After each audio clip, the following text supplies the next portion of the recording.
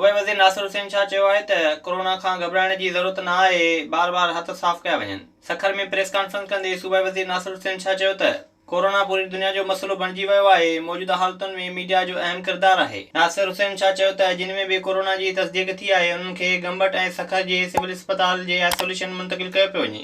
संदसि चवणो त हर ज़ुकाम खंघि बुखार कोरोना न आहे। एयरपोर्टनि ऐं बॉर्डरनि ते सही स्क्रीनिंग न कई वई आहे। नासिर हुसैन शाह चयो त ताफ्तान बॉर्डर ते स्क्रीनिंग करणु वफ़ाक़ी हुकूमत जो कमु आहे। ईरान खां 8000 माण्हू आया, जिन मां रुॻो 1500 माण्हुनि जो पतो लॻायो वियो आहे।